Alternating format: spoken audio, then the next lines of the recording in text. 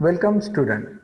Today we are going to do the validation of very important equipment of our biotechnological laboratories, which is a autoclave. As we know that autoclave is very important equipment of our lab, as it is going to sterile whatever the equipments and various medias required for the microbial cultivation. So, the autoclave was invented by Charles Chamberlain in 1879, but before he, Denis Papin in 1679 invented a somewhat similar or the precursor equipment, which were that time called as a steam digester. The autoclave is a basically machine which is used for the various operations required into the various industries or scientific laboratories for the elevated temperature and pressure for the various practices. Autoclaves are used in medical applications to perform sterilization and in the chemical industries to cure coatings and vulcanize rubber and for hydrothermal synthesis. Industrial autoclaves are used in industrial applications, especially in the manufacturing of composites. But as we know that in the So it has been standardized that for the sterilization means completely elimination of any microbial growth from the medium requires a 15 lbps pressure which is and 121 degree Celsius, which is 250 Fahrenheit, for the 10 to 20 minutes. With this treatment, almost all the microbial cells as well as spores will get degraded and the medium will get the sterilized. So, for the validation, whether the autoclave is providing a standardized condition or not, and after the autoclaving we are getting a proper sterilization or not, that we need to check for the validation of that specific autoclave. For that we need a special type of microbial cell which is a thermophilic, means it is able to survive even at the 65 degrees Celsius and above. So Bacillus stereothermophilus is a bacterial strain which is a gram-positive spore forming and which can grow up at 65 degrees Celsius and more than. And the spores are highly heat resistant and are used to monitor autoclave performance. Sterilization is the freezing of an article from all living organisms including viable spores. As I already said, sterilization quality control can only be achieved through the use of calibrated biological indicators, which are endospores. These indicators consist of Bacillus stereothermophilus spores. These organisms are difficult to destroy because they are more resistant to heat than other vegetative bacteria and viruses. So, for the better understanding, I will explain the same into the Hindi also. For जिस प्रकार से हम autoclave को sterilisation के लिए use में लेते हैं, एंड इन द स्टरिलाइजेशन हम लोग कंसिडर करते हैं कि आफ्टर द स्टरिलाइजेशन प्रोसेस जिस भी चीज को हम स्टरलाइज कर रहे हैं, वो जो चीज है इधर वो आपका पेट्री डिश हो सकता है, कोई भी एक ग्लासवेयर हो सकते हैं या फिर मीडिया हो सकता है, उसमें जो माइक्रोबियल कंटामिनेशन है या माइक्रोबियल सेल्स है या कोई स्पोर्स है जो माइक्रोबियल सेल्स को ओरिजिनेट कर सकते हैं, उनको कंप्लीटली डीनेचर करना या उनको कंप्लीटली डिग्रेड करने की प्रोसेस को कहते हैं स्टरलाइजेशन। अब ये स्टरलाइजेशन हम ऑटोक्लेव के हेल्प से करते हैं। अब ऑटोक्लेव इन सारी चीजों को प्रॉपरली डिग्रेड कर रहा है या नहीं, ये चेक करने के लिए हमें उन सारी चीजों में सबसे ज्यादा जो ऐसी स्ट्रॉन्ग चीज हमें वहां पे ऑटोक्लेव में स्टराइल करनी होगी, अगर वो ऑटोक्लेव उन स्पोर्स को अगर डिग्रेड कर पा रहा है तो फिर उन स्पोर्स से कम स्ट्रेंथ वाले जो स्पोर है वो तो ऑब्वियसली उसमें डिग्रेड होंगे ही होंगे। तो हम लोगों ने एक बैक्टीरियल स्ट्रेन लिया जिसका नाम है बैसिलस थर्मोफिलस, जो ग्राम पॉजिटिव है। और इस बैक्टीरिया की खासियत यह है कि ये बैक्टीरिया 65 डिग्री सेल्सियस या उससे ज्यादा के टेम्परेचर में भी सरवाइव कर लेता है, और उसके जो स्पोर्स है वो इतने ज्यादा रिजिड होते हैं, या फिर हम उनको हमारे लोकल लैंग्वेज में कहें तो स्ट्रांग होते हैं कि उसको डिग्रेड करने के लिए बहुत ज्यादा प्रेशर लगता है। अगर हमारा ऑटोक्लेव इस बैक्टीरियल स्ट्रेन को या इसके स्पोर्स को डिग्रेड कर देता है तो हमारा ऑटोक्लेव ऑटोक्लेविंग या स्टेरिलाइजेशन के लिए यूजफुल है, ये हम वैलिडेट कर सकते हैं। तो हम इस बैक्टीरियल स्ट्रेन की मदद से हमारे ऑटोक्लेव को वैलिडेट करेंगे इस प्रैक्टिकल में।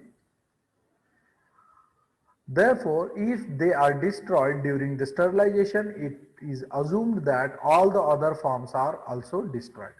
यदि हमारा ऑटोक्लेव इस माइक्रो ऑर्गेनिज्म या इसके स्पोर्स को अगर डिस्ट्रॉय करने में सक्षम है तो हम ये मान सकते हैं कि बाकी और जो कोई दूसरे बैक्टीरिया वायरसेस है इनको भी हमारा ऑटोक्लेव डिस्ट्रॉय कर सकता है।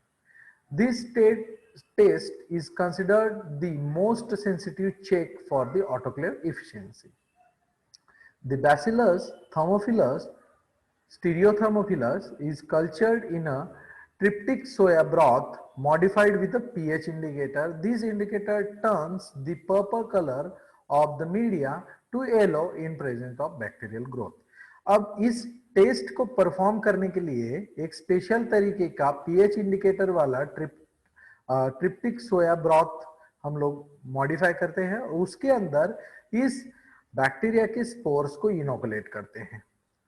अगर स्पोर्स में से बैक्टीरिया ओरिजिनेट होते या उनकी ग्रोथ होती है तो वो जो पर्पल कलर का मीडिया है, due to the change into the pH, वो पर्पल कलर का मीडिया येलो कलर में टर्न हो जाता है, चेंज हो जाता है। और अगर बैक्टीरिया की ग्रोथ नहीं हुई तो वो पर्पल कलर का मीडिया पर्पल कलर का ही रहता है, उसका कोई कलर चेंज नहीं होता है। तो इस मैकेनिज्म के आधार पर हम हमारे ऑटोक्लेव का वैलिडेशन करेंगे। तो इस प्रैक्टिकल के लिए हमें जिन चीजों की रिक्वायरमेंट है वो है स्टीरियोथर्मोफिलस इंडिकेटर की ट्यूब जो उस स्पेशलाइज्ड मीडिया के अंदर इनोकुलेट किए हुए है। दूसरा हमारा ऑटोक्लेव। अब ये आपके सामने जो पिक्चर आया है ये बेसिक मॉडल है ऑटोक्लेव का जो कोई भी कॉलेज लैबोरेटरीज में पाया जाता है। और उसके बाद में हमें चाहिए होगा इंक्यूबेटर जिसके अंदर हम हमारे उस बैसिलस स्टीरियोथर्मोफिलस इंडिकेटर ट्यूब्स को हम ग्रो कराएंगे। तो सबसे पहले हमारे पास वो ट्यूब्स हैं जिनके अंदर पर्पल कलर के ट्रिप्टिक सोया ब्रॉथ में हमारे बैसिलस स्टीरियोथर्मोफिलस के स्पोर्स हैं। उन ट्यूब्स को यूज करने के पहले हम स्टेप बाय स्टेप प्रोसेस देखेंगे। इसके लिए first we need to pre incubate these tubes at 55 degree Celsius for 1 hour. इससे यह होगा कि जो हमारे बैसिलस स्टीरियोथर्मोफिलस के स्पोर है उनको 55 डिग्री सेल्सियस पे 1 घंटे के लिए अगर हम इंक्यूबेट करेंगे तो इससे होगा क्या कि वो जो ट्यूब्स हैं उन ट्यूब्स के अंदर के स्पोर्स जो है वो रीजनरेटिंग फेज में आ जाएंगे और उनका रीजनरेशन या उनके अंदर से सेल्स जो है वो ग्रो होना शुरू कर देगी। मतलब फिर उसके बाद में हम ऐसे 3 ट्यूब्स बनाएंगे, एक होगी हमारी कंट्रोल और 2 होगी हमारी टेस्ट ट्यूब। कंट्रोल ट्यूब को हम ऑटोक्लेव नहीं करेंगे, उसको उसी तरीके से हम इंक्यूबेटर में छोड़ देंगे और 2 ट्यूब्स को हम ऑटोक्लेव करेंगे at 121 degree Celsius for 15 minutes. अब ऑटोक्लेव करने के बाद में हमें जो हमारा अजम्पशन है वो ये है कि उस ट्यूब के अंदर जो स्पोर्स जो बडिंग कंडीशन में थे, जिनके अंदर से सेल्स रीजनरेट होना शुरू हो चुका था, वो स्पोर्स भी डिस्ट्रॉय हो गए होंगे और जो कुछ नई सेल्स फॉर्म हुई होगी वो भी डिस्ट्रॉय हो चुकी होगी। सो विद दैट अजम्पशन हम लोग इन ट्यूब्स को भी और हमारी जो कंट्रोल ट्यूब है, इन तीनों ट्यूब्स को 37 डिग्री सेल्सियस पे 2 से 3 दिन के लिए इंक्यूबेटर के अंदर रख देंगे और फिर हम 2 से 3 दिन के बाद में उन ट्यूब्स को ऑब्जर्वेशन के लिए लेंगे। अब ऑब्जर्वेशन में हमें यह देखना है कि एज पर दी अजम्पशन हमारी जो कंट्रोल ट्यूब है उसका कलर चेंज होना चाहिए, बिकॉज हम लोगों ने उसको स्टरिलाइज नहीं किया है। और जो 2 ट्यूब है हमारी टेस्ट ट्यूब, उनको हमने स्टरिलाइज करने की वजह से उनके अंदर जो स्पोर्स थे और उनके अंदर जो नई फॉर्म हुई हुई सेल्स थी वो डिस्ट्रॉय हो जानी चाहिए।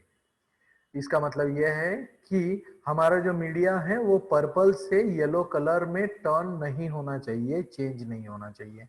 और हमारी जो कंट्रोल ट्यूब है उसका जो कलर है वो पर्पल कलर से येलो कलर में चेंज होना चाहिए।